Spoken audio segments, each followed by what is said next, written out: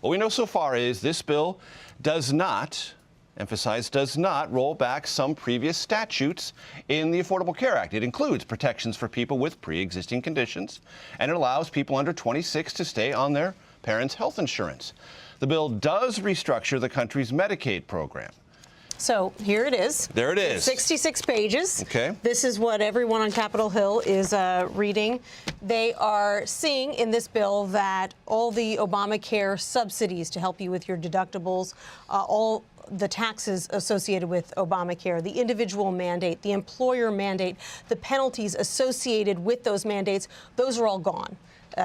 In their stead, you have a series of tax credits to help people buy insurance. Interestingly, those tax credits look a lot different than they did in a previous version of the bill that was leaked last month. So in this bill, if you make under $75,000 a year as an individual or under $150,000 as a family, you will get tax credits to help you purchase insurance, and then those tax credits are phased out over time. You get more money if you're older, you get more money if you have a larger family, and the biggest difference between this bill and the earlier draft is that the earlier version just gave those tax credits to everyone across the board. The wealthy, the poor, they all got the same amount. So there's an element of means testing here. There is an element of means testing, and that's quite interesting because this is something that Republicans typically don't like to do. But what they were finding was that A, it was too expensive to give people tax credits who didn't need them, and that B, they weren't giving enough to the people who really need those tax credits. And so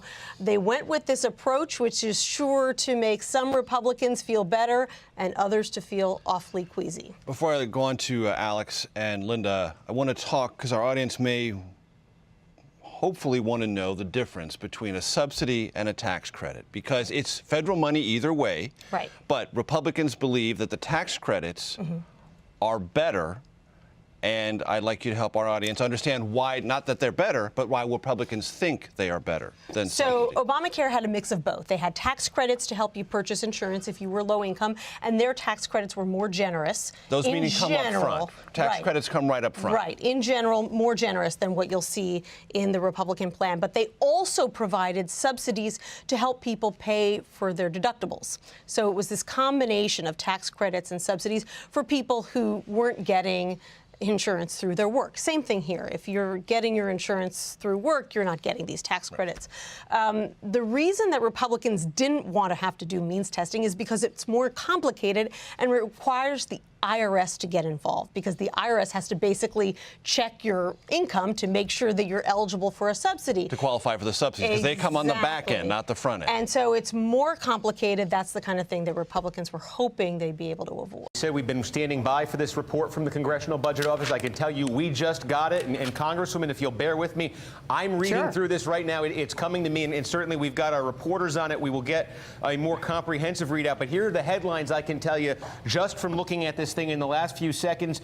First of all, the estimate from the Congressional Budget Office, again, the nonpartisan Congressional Budget Office, they estimate that by enacting this legislation, this Republican health care replacement legislation, they say it would reduce federal deficits by $337 billion over the next 10 years. This deficit reduction angle is key. This is a technical reason here. The Republicans need to show they're reducing the deficit in order to pass it with the legislative mechanism they're trying to use here called reconciliation. Here's something perhaps more significant, though. The Congressional Budget Office estimating that in 2018, next year, 14 million more people would be uninsured under this legislation, under this Republican legislation, than would be under the current law, under Obamacare. So if you take Obamacare and you substitute in this Republican replacement, the Congressional Budget Office is estimating that 14 million fewer people would have insurance next year. Now, it's important to note here, the CBO is saying that they say some of these people, this would be voluntary, because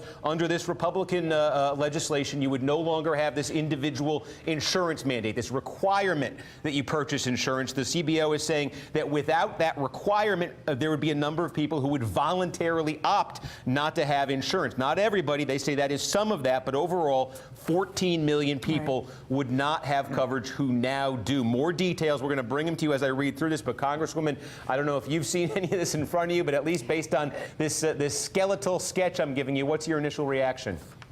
Well, so the 14 million fewer who are insured, what's going to happen is those who will opt out when there's no longer a mandate will be the healthiest of the healthy.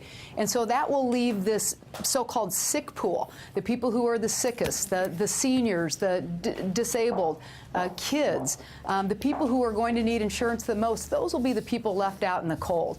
There are also estimates, and I don't know if the CBO will get into something like this, but that seniors will pay as much as 5 times more than others through this Paul Ryan, Donald Trump plan.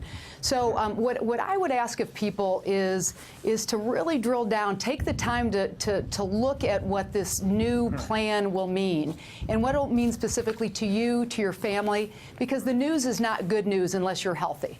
And again, unless you're rich.